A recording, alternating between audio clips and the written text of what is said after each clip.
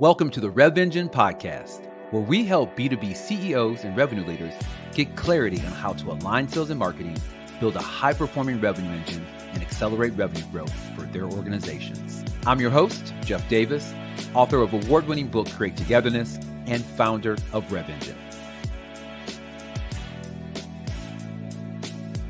Hey everybody, it is Jeff Davis with another episode of the RevEngine Podcast, where we help B2B CEOs and revenue leaders align sales and marketing, transform the revenue engine, and accelerate revenue growth. I am excited to have our guest, Adam Goyette, on the show. We met, maybe 5 or 6 years ago, something like that. Adam was a guest on an event that I used to host called the Sales and Marketing Alignment Summit for about 4 or 5 years. I'll maybe bring it back. Stay tuned. But he was a great panelist. We had a marketing leader, sales leader. I think we also have a rev ops leader to really talk about this topic, which I love and am very passionate about, sales and marketing alignment. And I love, as a marketer, his perspective about really aligning with sales, the importance of having a great sales partnership. So I definitely wanted to bring him on the show. Even more importantly, his breadth of knowledge of being in large organizations as a marketing leader, but also working with startups and early stage organizations. And I think that he can help some of the companies that might be mid-stage or even larger adopt some of these things that are working for small organizations. A couple things before I let him tell a little bit about his background. He is currently the founder of Curtis.co. I won't tell you what that is, he will. And then also a partner at HyperGrowth Partners. So he's doing a lot of work of just distilling his knowledge and wisdom over the years and helping early stage companies really do it differently, do it better when it comes to their go-to-market strategies and motions. So Adam, I'm going to get out of the way. I'm going to let you tell people about you and all the amazing things you've done. And literally everything that I do, I find a way to bring Adam because he's just so good at what he does and it articulates it in a very simple and easy way to understand. So with that said, Adam, all you.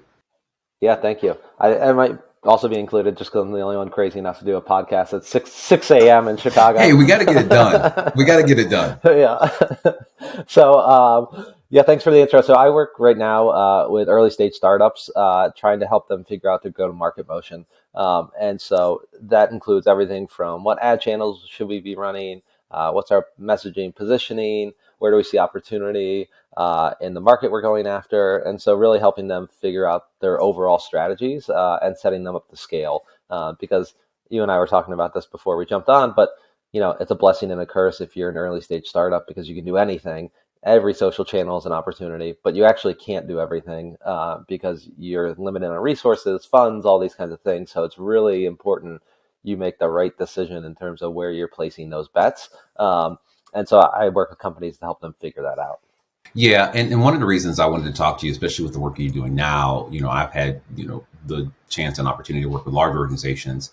That prioritization that you have to do as a startup sometimes gets lost, but is needed. That discipline is needed in large organizations because, to your point, you start to dilute your resources when you are in all channels and there's you have to be on every social media platform.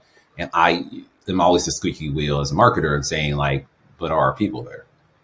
Yep. But we need to be there, Jeff. I'm just do we?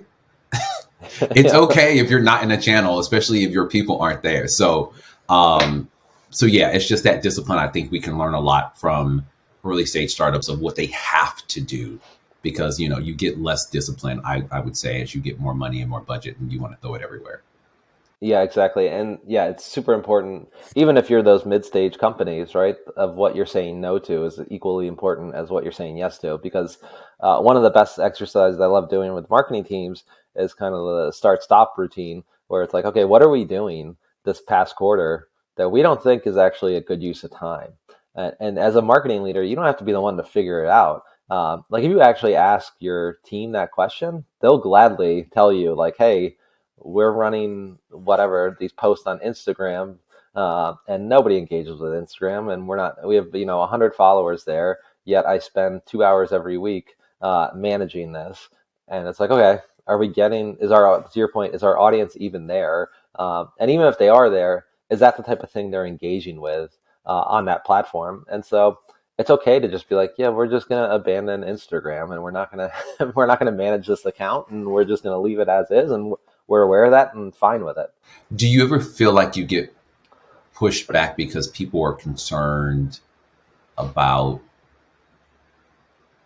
a missed opportunity or working themselves out of a job. I mean, it probably is a little bit aggressive, but do you ever get that back of like, oh, but we started it, we have to keep doing it. It'll turn around at some point. Like, do you ever get that pushback? You do get that a little bit. I've definitely gotten that pushback, and I also think you get pushback when the competitors are there, right? Where it's like, well, everyone else is doing it, so we should have a presence there too. And it's like, well, everyone else is there, but nobody's really killing it on this platform or whatever it might be. So just because your competitors are there isn't a reason to be there. It's kind of like when people used to go to trade shows for that reason. It's like all of our competition's there. It's like, okay, that's fine, but like that doesn't mean we need to go spend $40,000 on a booth just to be there, right? I think there's different ways to approach things, and I think to your point is like when you get to those larger organizations, they spread themselves so thin that you're not actually going deep enough. You're kind of shortchanging yourself on the other platforms where you have real opportunity, right? So rather than, it's kind of like your advertising dollars is the way I think about it. So if I have $100 for an ad campaign, if I just target general 100 people, everyone's getting $1 is kind of the way I look at it, right? Well, if I can figure out the 4 people who are in market and only target them, then I'm actually spending $25 on each person to try to get their attention. And how much more valuable is something like that, because you're going deeper and you're figuring out all these things. And so I look at any channel kind of that same way. And so I think if you can go deeper on one channel, who cares about the other ones that you're not going deep on? Figure the ones out first. Yeah, you made me think about an organization I worked with in the past, and a very similar situation where the word trade show is actually what triggered it. But like, we have to be at this trade show. If we're not there, then all that sort of stuff. But I was like, but you've gone consistently year after year, and it just doesn't lead to any results. Like, or if they are, they're very minimal. So, and the CEO was convinced that we had to be at this trade show. Or they had to be at this trade show. So I said, okay. I started to analyze it. I'm like, well, it's the right audience, but you're not getting in front of them in a way that's compelling by standing in front of a booth. So I was like, why don't you leverage your relationship and actually go speak at a session and have like the emphasis be on that versus the booth? And the booth is like a secondary, right? The real driver is the like being a thought leader and bringing in customers. And it's that like change of the way in which you engage. Like if you quote unquote have to be there, which I would agree with you, you don't have to be everywhere. It's, the assumption that you have to do it a certain way. Yeah, 100%. Yeah, I would do a very similar thing, right? Because it's like you would get that, as a marketing leader, you get the request from sales, like, oh, we want to go to this trade show this year. We have to be there. It's like, well, have you ever gone before? No. Okay, before we go, just roll out $50,000 and, why don't we actually just host a dinner this year? And so if it's as valuable as you say it is, we should be able to get 10, 15 people out to a dinner one of these nights, right, who are decision makers, send a rep to host the dinner, have them walk the floor, schedule meetings. And if it works out great and we like, wow, we had tons of meetings and stuff like that, then maybe it makes sense to have a booth the next year or just keep running that playbook. There's ways you can dip your toe in the water in a scrappy kind of way where I think like, the difference between like an early stage startup and like later is like they'll just buy the booth. Whereas the early stage startup will be like, how do we kind of like hijack this event, right? Because we're not spending $50K. So what are creative ways we can just execute at this event and figure it out? Yeah. And I think like when you're a larger, Fortune 100, Fortune 500 company, the signals to the market if you're not there is very different than if you're early stage. But I think you can also use kind of like those hacks in addition to what you're doing to really like drive and be more effective. So it's not necessarily, and again, it depends on the situation. It's not necessarily saying you don't do it anymore, because like, for instance, I don't know, if you're Oracle and you don't show up, like people are like, is Oracle okay? Like what's going on? But on top of that, you can do these like really creative tactics to really make things more effective. So it made me also think of, especially now in kind of the environment we are in, I've said it's been happening probably over the last 3 to 5 years. You can give me your opinion. Marketing is being really pressed to show contribution to revenue. No longer is it just like, this is kind of the cost of doing business. Marketing has operated for many, many years as a cost center, which I know a lot of marketing folks don't want me to tell the truth, but that is the truth. So in your mind, how have you historically like looked at proving and demonstrating like contribution to revenue? Like what are the metrics you should look at? Like if I'm in an organization where I'm getting pressured as a marketing leader or marketing team to do that, what are your suggestions? Yeah. Well, the first one is look at revenue, right? Which is actually a very important one because not everybody's doing it. Yeah, as many people talk about it on LinkedIn, there's very few actual people doing it. And so I'm amazed still when I talk to marketers or companies like, well, what's your North Star goal or your North Star metric that you're measuring success off of? And a lot of times it's still like leads and things like that, right? And in these numbers where by themselves are not bad numbers to be tracking because they're good indicators of what's going to happen down the funnel. But if you're not watching that piece of it, you're kind of missing the mark because you could live in a world where, and I've seen companies doing this, marketing's like, we crushed it this quarter. We drove 140% of our goal for leads and all this. And the company misses the revenue target. And it's like, you didn't crush it if the company missed the target, right? And so I think the alignment whole piece is aligning on a goal, right? So if I'm in marketing, my end goal as a marketer is to help the company drive revenue. Now, there's lots of ways you can do that and building a brand and specific lead gen campaigns and all these kinds of things. But at the end of the day, it comes down to revenue. And so for me, I want to align to that. And so what happens is when you align to that, you suddenly care about what happens after you pass over a lead in the funnel, right? So if I'm product led, I don't care about just getting trial signups as the marketer. I should care about how many customers did I get. Now, if I know the trial converts at 20% and I need to get 200 customers this month, okay, I need 1,000 trial signups to actually get that number. But what happens is it's not usually that consistent, and there's things that happen, right? You might drive a lead source and they convert less. And so you need to understand what's happening past the funnel when you're passing something over.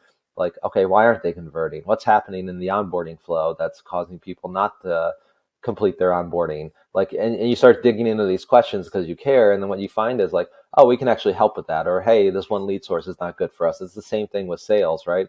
I don't pass it over at a demo request and just be like, okay, job's done, right? Like, I want to know what happens. How quickly are we scheduling the demo? How many of demos are actually showing up? Is there anything we can do there? And when you start caring about that end result, one is sales or product or whoever will appreciate you a lot more as a marketer because it's like, oh, they're not just interested in driving some vanity number. It's how they view it. They actually care what's happening. And you can actually help in a lot of ways in that experience. And so an example would be a company I'm advising. They saw a drop off in their basically like demo request to demo show rate. And so marketing was kind of like, hey, we're not hitting the revenue targets. So what's happening here? And we started digging into it. And what we found was like the BDRs were just booking meetings like up to 2 weeks out. And so we said, okay, well, how do we change this? Let's just get people booking time directly on the site. So bypass the BDR component. So have them select the time directly with AE. Let's limit the window to 5 business days so they can't book further out. And then instead of calling to schedule the meeting, we'll call and confirm it. And so we're calling and confirming, getting details and qualifying it additionally, but they already have a calendar event on it. And then the morning of the demo, marketing came up with the idea of let's send them a Starbucks gift card. Just a $5 gift card, like, hey, Jeff, I know we're chatting later today. Coffee on me. Looking forward to chatting. Just a nice touch point. So it's like you're not just blowing off the meeting. Someone just gave you something. You feel more obligated now. And they jumped their demo show rates by like 15%, which is really meaningful in terms of the pipeline. But that wouldn't happen if sales or if marketing didn't care about what happened after someone requested a demo, right? And those typically aren't things that sales would necessarily be managing or looking at like to that level of like, how do we change something on the website, or how do we do a direct mail campaign? And so there's lots of ways marketing can help. That's just one example. Yeah, and it goes back to, and I'd love to see what you're seeing, if this need to back into marketing goals versus just setting them.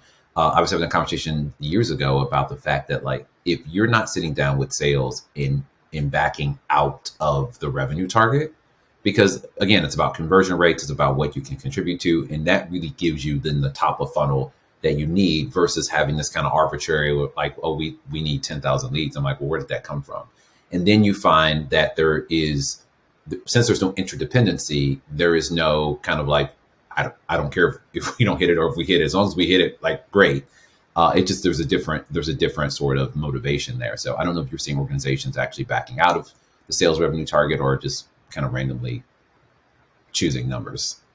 No, I think the companies still randomly choose numbers, sadly. But I think like that's where I spend a lot of time with companies is like, hey, here's how we build the demand model to support the revenue goals. So it starts with like, hey, we need to drive $1 million this quarter. Okay, cool. How many deals is that? Like how many customers based off our, average? Okay, so we need 1,000 customers to do this. Okay, what's our, opportunities to customer ratio? It's 25%. Okay, we need 4,000 opportunities.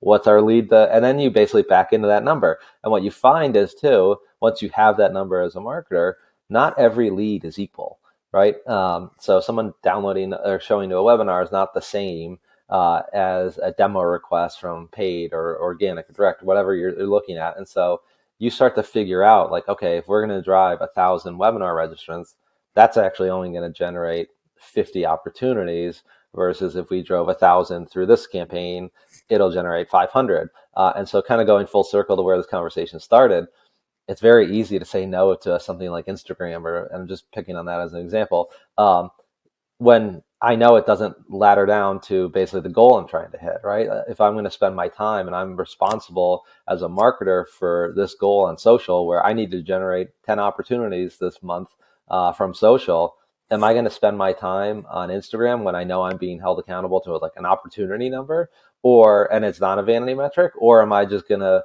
kind of say like, okay, where are these actually coming from?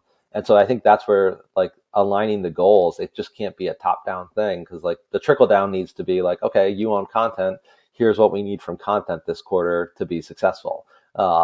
And so then it's like people will just behave. You don't have to worry about like making sure the team is focused on the right thing. They're just naturally going to do it because that's the goal you put in front of them. Right. And you have a better argument, like you said. So we've backed into this overall kind of volume goal of we need, again, 10,000 leads, whatever that is. Yep. If I know my conversion rates per channel, then it's much easier for me to push back, even if I'm like a junior marketer or a mid-level marketer, to say like, look, you gave me this goal. When I look at like my budget spend across these channels, we need to either reduce spend on, we'll keep with Instagram or whatever, because my conversion ratios of all these other channels, webinars, conferences, whatever, so much higher. When we look at the total number of projected like conversion, that is actually a waste of spend.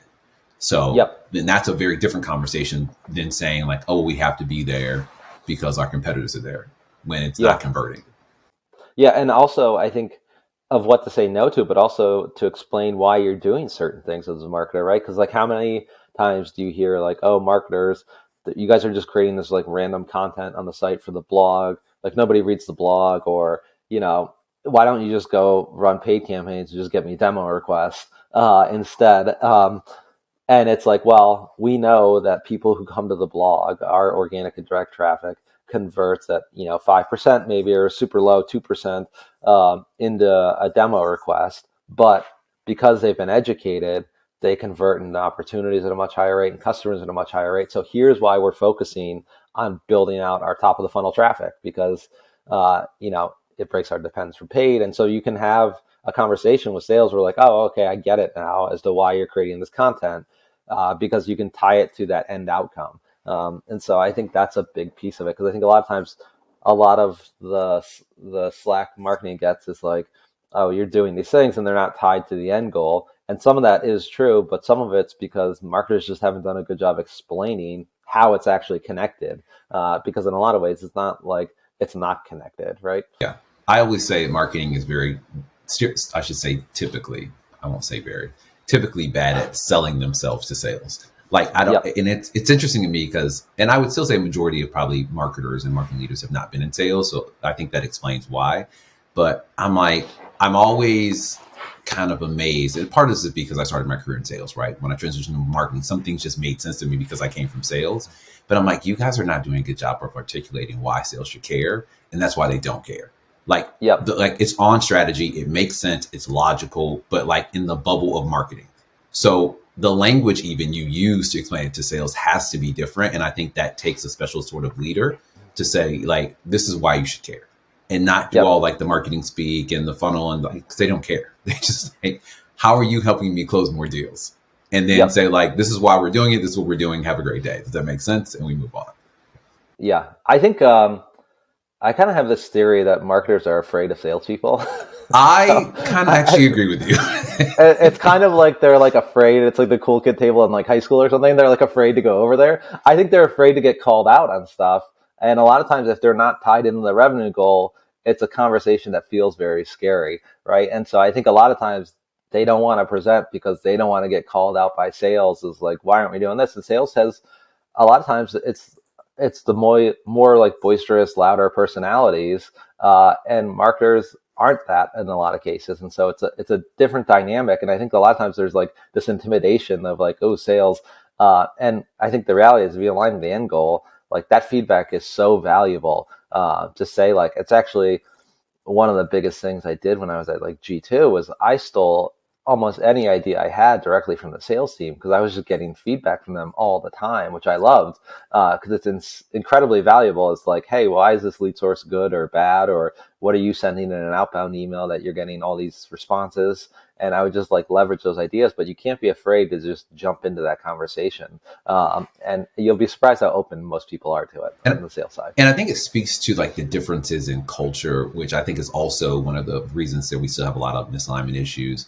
And I think I said it in the book too, but I say that marketers are salespeople are prideful, marketers are arrogant. I think that's what I said. We have a lot of ego. And to your point, it's like marketers are scared of salespeople because I think that salespeople ask very direct questions of like, that doesn't make sense. Or how does it, and we have like this very like, esoteric like answer that like other marketers understand, but like when we're asked sometimes to make it very simple, I think that's the intimidation factor, because we can't really answer it directly. And so I do think that marketers tend to avoid salespeople in that way. But I also feel like in a weird way, and I've seen this in multiple organizations, where there's almost this like elitism still, where they're like, oh, you're out in the field, or you're in sales, you're on a call, like you're on the phones. Like there's also this weird hierarchy thing going on. At the same time of being intimidated by them, which doesn't really make sense to me. Yeah, that is like one of my biggest pet peeves, is when like marketers act annoyed by like, oh, everyone thinks they're a marketer. And you know, you wouldn't ask, I saw someone post like, oh, you wouldn't ask like a surgeon or give your opinion. And it's like, okay, let's just stop for a second, because the average person sees 4,000 ads in a given day, 4 to 10,000 ads in a given day. So they actually are probably pretty qualified to give you feedback on your marketing. Way more, I've never actually seen a surgery, right, like live or anything like that. So like, I have no idea what's happening there. Whereas like, I can tell you what would resonate or not resonate. And especially if I'm on the phone with the buyer every single day, it's like, marketers, get your head out of your ass. Like sales probably has way more intel and understands the buyer way more than you do, because they're actually chatting with them on the phone all day long. And you're in a bubble, right? And so if you're not listening to sales calls, if you're not getting feedback from sales, like talk about like misalignment, that's going to be a huge problem for you. And that's why I always was confused. Is I think one of the things that made me successful when I made the transition from sales to marketing, and it is a big change. It's a big change of behavior, language, etc. Is that I always involved sales really early, because again, it was natural to me because that's where I came from. And you know, they just had insights that you can't necessarily always get from market research, and it's free. And so I would always be confused when I'm like, do we ask sales? Oh, well, no, but we have market research. I'm like, but you literally could just pick up the phone, or you could walk over there and talk to them. Like, and I'm not saying like you take one conversation and that becomes like the feedback from the field. I think it's multiple conversations, but beyond that, I think having a good relationship with not just sales leadership, but actual like high producers and folks that are like actually doing the work is good, because if we have a question, be like, oh, let's just tap Jeff, let's just tap Adam and see what they think about this really quick. And that at least gives us like a directional pulse on, you know, like maybe we should think about this differently, or no, we're actually probably doing the right thing. Yeah. And I think it also helps with another big thing, which is, in the alignment is like you get buy-in a lot easier, right? So one of the things I used to do all the time was I knew who the top reps were at G2, and I'd say like, hey, like Jeff, I have an idea. Like here's a campaign we were thinking about. Let me know. Like give me your feedback. We're gonna do this direct mail campaign, and then we're gonna do this outreach, and here's what we're thinking, and here's why. What do you think of that? And they would be like, oh yeah, I love that idea. Or like, no, I would do this instead. And so you get feedback on the fly. And then when the campaign launches, they're actually invested in it because they felt like they helped build it. Right. And so it's like, it's their campaign as much as it's your campaign. And when you can get them bought in, like I used to pull salespeople into like our monthly brainstorms all the time. I don't know if the marketers on my team hated it, but I think it was like super valuable because I would just have them in the room to be like, tell me if this is a bad idea, or if this is a good idea, or what you like or love. Like that's super valuable information to me. And to your point, like I don't need to go do a study or like do some market research to find out like, will this campaign resonate? And then I can also just pilot it with those people then, because it's like they like the idea. Before I roll it out to 100-person sales org, hey, let me get 4 people that I can just test this with. Do you have some prospects I can test this out on? And they're like, yeah, definitely. And then when you roll it out, suddenly like the rest of the sales team is like, hey, why are we doing these campaigns for, Jeff and these 3 other reps? Like, and it's like, well, we're testing it. And suddenly you have people demanding that they want in on it because it feels like, oh, some advantage these salespeople have. So when you actually roll the campaign out, there's much more buy-in into actually like making it work. I literally think that is the number one hack for sales adoption. And I am so glad that I got coached early in my marketing career of like basically put together like a sales team that's kind of part of your core group, like they're part of the ideation phase. Because to your point, you get instant feedback, but you also build kind of ambassadors that when you roll out, like literally I rolled out a national program. It's one of the first things I did as a junior marketer, and to the entire US sales force. And literally the webinar to launch it was like, hi, my name is Jeff Davis. I created this. And your sales colleague is going to tell you why it's important and why you should use it. And then I shut up. Like I answered some questions, but it was not. And again, that goes back to ego, right? I was like, yeah, behind the scenes, I made all that happen. But I know that you're going to be more invested in using this if it comes from somebody that looks like you and is in the trenches with you. And I was just there for color commentary. Versus the whole like we're marketing and we know best and we've done all this. I'm just like, well, good luck with that. Yeah, exactly. You get lots of eye rolls like, oh, here we go. Yeah, marketing campaign. Yeah. So speaking of hacking, so you had a recent video on LinkedIn, which I thought was really, really good, about growth hacking. And I wanted to get your POV on like, well, first of all, let's tell everybody what it is, because those that are not in tech or are not used to it may not be familiar with it. But I also, what kind of sparked my interest was how can we leverage that idea concept. We kind of talked about it a little bit about the conference within a larger organization that may not be able to move as quickly. Yep. Yeah. So growth hacking, like there's lots of definitions for it. And I think growth hacking as a term has probably gotten like abused and it has kind of a bad reputation, but at its core, it's like, how do we grow the company or whatever you're trying to do in a way where you don't have unlimited resources and you're being really creative and kind of scrappy about doing it. And I think that scrappiness, keeping that is super important for later stage companies, because I think one of the big advantages if you're an early stage company is you can do it faster and you can do it leaner and you can do it, just in a scrappier way than a bigger company where it's like, oh, well, we have to have our design team build this out. And then once they build it out, we have to have legal review it. And then we have to run this campaign through finance and all these kinds of things. And so I think one of the most important things if you're a bigger organization is you have to have this approach of like, how do we do something quickly, like MVP versions, right? Because back to one of the big things I work with startups on is like, you don't have unlimited time here. You raise a certain amount of money, you kind of have a shorter, like, hey, you have runway of, 2 years. The quicker you can find out what works and also quicker you can find out what doesn't work gets you to the answer a lot sooner as to where you can scale. And so the way we approach it a lot of times is like, how do we get an MVP version out of this and do something really fast and scrappy, and then we can scale it up. And I think a lot of times, larger organizations, they think about, okay, we want to do ABM.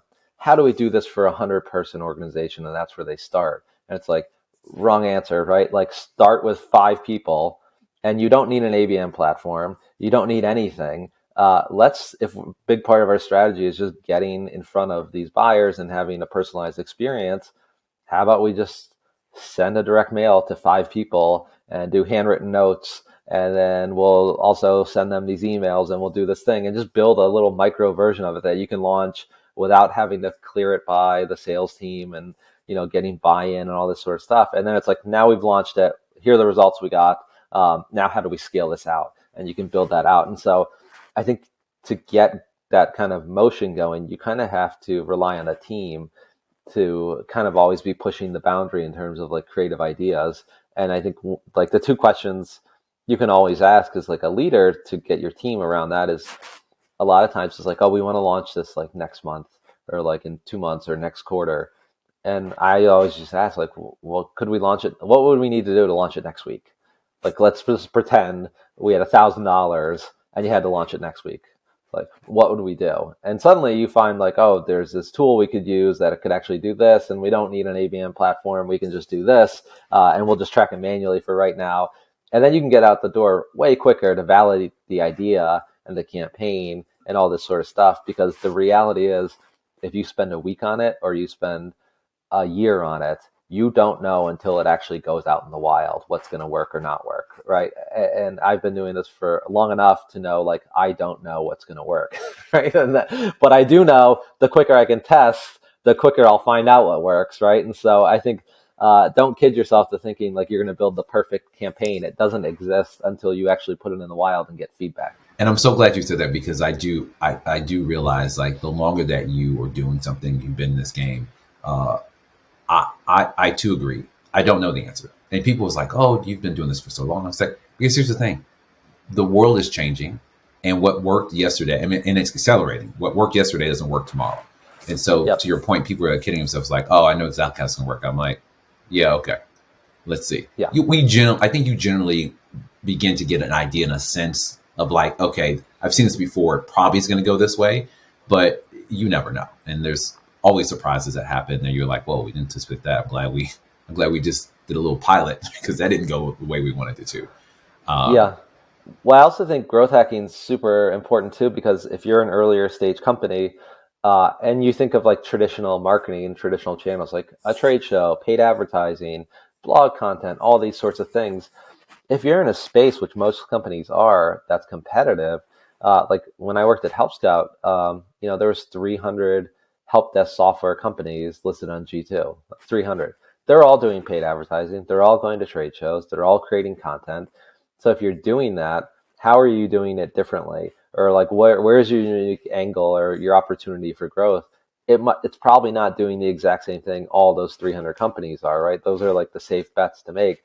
So you figure out like, what's a creative way how we do a spin on this, or what's our unique way we could do a trade show, like you said, where we're hosting a dinner, or we're going and speaking at an event, and we're just approaching it a little bit differently in terms of how we're doing it. That's a huge part of it.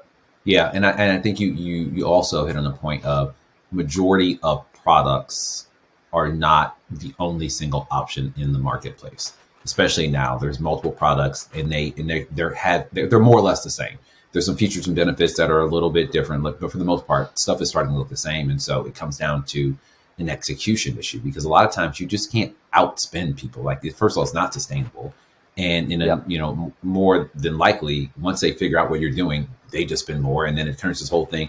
Well, I'm spending $2 million on paid search. Well, now I'm spending 2.5, and then I'm like, so it begins to get really out of control. And so I do think it comes down to stepping back and not trying to do what everybody else does, but thinking how you can execute either faster or execute in a different way in order for you to break through the noise.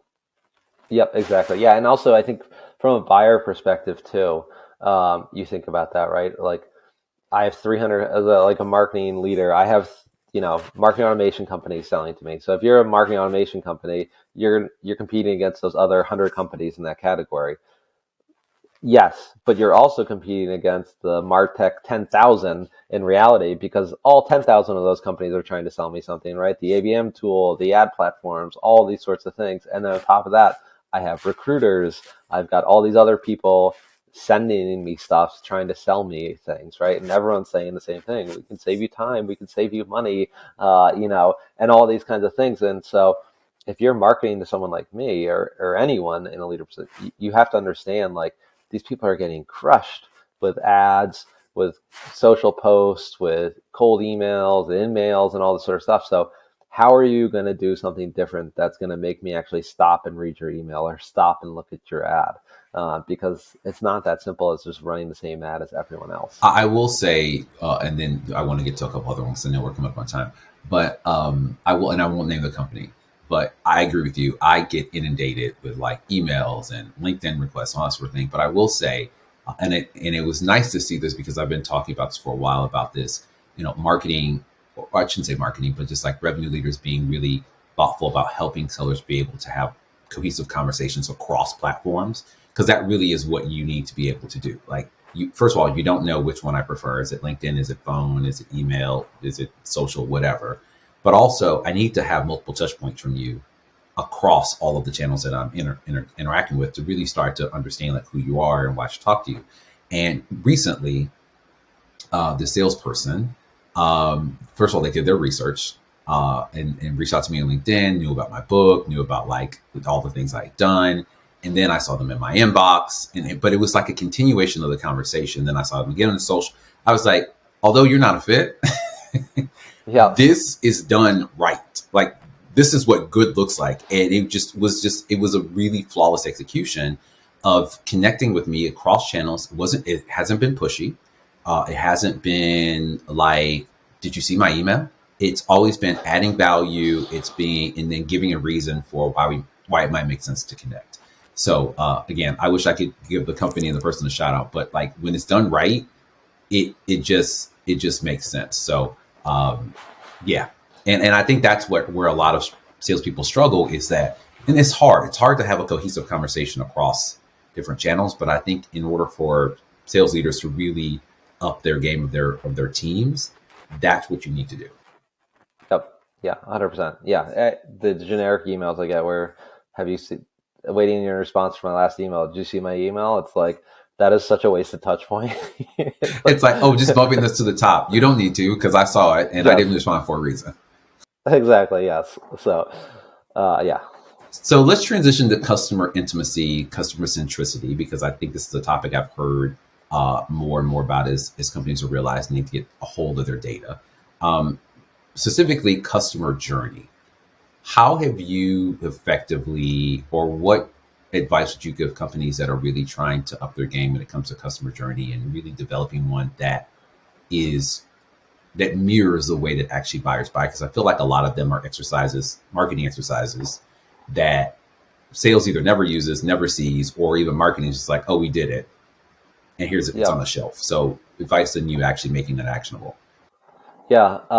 So there's a couple things. I think when I think of like the customer journey, it's a long thing, right? It's like from awareness to say like, okay, where are they spending time, and understanding like what are the platforms they actually engage on in general. And it kind of goes back to that buyer persona of understanding. And I hate actual buyer personas in terms of the way they're usually executed by marketers, because it's like, here's marketing Mike, and it's like this generic thing. You're like, okay, what am I supposed to do with this data, right? And so I'm way more interested in like understanding like who is the person we're going after, where do they typically spend time, but then what triggers them to actually make a buying decision or to start that process. Because usually there's a trigger moment, right, where like you said, I'm not in the market for most of the software that people are pitching me, but there probably is a trigger moment. Like if I was going to use like a Gusto or payroll software or something like that, I'm right now a team of one, so I have no need for anything like that, right? And so, but if suddenly a job opening went up on LinkedIn for my company, well, now I'm hiring my first employee. So suddenly it's like, hey, this job opening's open. How are you actually reaching out to this person to say like, ooh, interesting, like this is a good trigger moment because they're probably need to figure out like payroll and all these kinds of things, right? And so now if that outreach happens and you do it the right way, suddenly it's very valuable to me, right? And suddenly it's like, oh, okay. And so when I think about like marketing efficiency and sales and the customer journey, a big part of it is understanding that component of it, right? And understanding like what are the triggers, and then how do we actually figure those out on marketing. So like, stick with that example, and stick with like the idea of being like scrappy, there's like tools like Phantom Buster where you can go out and actually like collect that data and have triggers set up to say like, hey, every time a company opens up a new position for these roles, it's a good indicator they're growing or whatever it might be. So these are good companies for us to reach out to versus like just trying to hit the total addressable market, right? And so, and then I think within that, you have to understand like, how do these people like to buy? Like, what is the typical process for them getting approval and spend and all these kinds of things? Like, who else do you need to get buy-in from? Because depending on who you're selling to, like, yeah, if I'm a CMO, it's not hard for me to just take out my company credit card and sign up for a $10,000 piece of software for a year, right? Like in the scheme of things, I probably spend a ton of money on my tech stack. If I'm a customer support leader, like I don't have a company credit card and just throw a $10,000 piece of software on. Like I have to get more buy-in. I don't have that kind of budget, right, to be playing around with. Yeah, so you have to understand like how do they typically buy, and then cater your sales process to that, right? And then once they become customers, I think understanding, okay, now they're into the product. What actually do the people find valuable in the product? What's that aha moment where it's like they're getting value out of the product, and then how do you build that into your journey? And so there's lots of components to it when you think about like the customer journey from like all the way to the top of like awareness all the way down to like how they actually use the product. Yeah, no, I love that. Last question for you. Last two questions. Just general advice as a marketing leader. How have you, or what guidance would you give in improving the relationship with the sales leader? What has worked for you? Maybe also what has not worked for you, just in general, because I do just a little bit of a quick caveat. So I remember I had a sales leader run up to me after a conference that I spoke at years ago, and I was talking about obviously sales and marketing and the dysfunctional relationship. And when I say dysfunctional, I was like, I don't mean like you're actually fighting, like actively, like we hate each other. I'm like, you may have a great personal relationship of like we get along, we see each other at meetings, etc. But your business relationship is dysfunctional in the way that you're not working together to optimize the output of your teams. And I think Yep. that's what kind of sparked the light in him to say like, yeah, I have a great relationship with my head of marketing, but we don't really work together in an effective way. And so I wanted to kind of get your input of those leaders that may be in that spot of like, we get along, we just haven't really taken the time to really sit down and think about how we can help each other increase our output or improve our outcomes. What would you think, or what have you seen work over your career? Yeah, I think the big thing is like be curious, right? If you're a marketing leader, you should be curious about what sales is doing, right? Because like ultimately, when you hit the revenue target, nobody cares. Like, oh, what's their lead volume, right? It's only when you're missing targets that suddenly it's like everything starts getting scrutinized. And so, um, as a marketer, you should be really curious as to what happens, right? If you spend 40 hours a week doing anything, don't you want to know the end output of that? And like what happens, right? Like if I'm going to the gym for 40 hours a week, I want to know like, hey, what is my body fat composition or what other like I don't know what gym rats look at. I don't go to the gym 40 hours a week, but like you would want to know, is it actually productive? Is it ending up in the results I want, right? Like, am I getting stronger? Am I getting faster? All these things. And how do you measure that? It's the same way in marketing. So you should be curious as to what happens. The same with sales. Like, aren't you interested in like what marketing is actually doing to drive these leads that your sales team is spending hours chasing? Like, okay, what is the message we're showing to people? And so there needs to be the curiosity, but there also needs to be a dropping of like the walls and the ego to be like, it's okay if sales comes in and questions why we're doing things. Like it's not coming from a spot of like a personal attack. They want to know because their literal checks are on the line of figuring out like what works and doesn't work. That's how they get paid. So it's okay for them to question things. It's okay for them to be pissed off if they spend a week getting crappy leads, because guess what? You just impacted that person's ability to earn money. And so like understanding where the other side is coming from and not taking it so personally, I think is the biggest thing. Yeah, I think those are great. Well, I always love selfishly talking to you because I learned a ton, and just your experience and wisdom, that sort of thing. So while I know those who are listening got a lot of value of it, I also did. So that's why we had you on the show. Awesome. Well, thanks for having me on. Absolutely. So for those that want to get in contact with you, learn more about you, maybe even potentially work with you, what's the best way to get in contact with you? Yeah, you can shoot me an email at adam@curtis.co or just find me on LinkedIn. That's where I'm most active. And you also have a newsletter, right? Because I do, yeah. How is that just off the website, or what's the way to get connected? Yeah, you can get it off my website. It's on Substack. It's called the Friday Growth Note. Okay, perfect. And then just like, what's the premise behind it, just so folks know if it's a fit for them? Yeah, so I share out basically every week a principle on growth that I've kind of learned, talking about like alignment or campaigns, or this week I talked about like scrappy marketing tools you could use that are low cost to replace some of your more expensive tech. Okay, so cool. So if that is a fit for you, curtis.co, that's CURDIS.co, and then we'll make sure we put all that stuff in the show notes as well for you. Okay, awesome. Always great to connect. I appreciate your time. Yeah, I'll talk to you later. All right, be good. Thanks for listening to the RevEngine Podcast. I hope today's episode provided you with some actionable insights that will help you begin the process of transforming your organization to a high-performing revenue engine. If you found today's episode valuable, we ask that you support the show's growth in 3 ways. First, share the episode with your friends and colleagues. Second, follow me on social media at MeetJeffDavis on LinkedIn, Instagram, and Twitter. And finally, give us feedback on who you'd like to see on the show next. That's all for this episode. We look forward to having you join us next time, where we continue the conversation on how to build a high-performing revenue engine.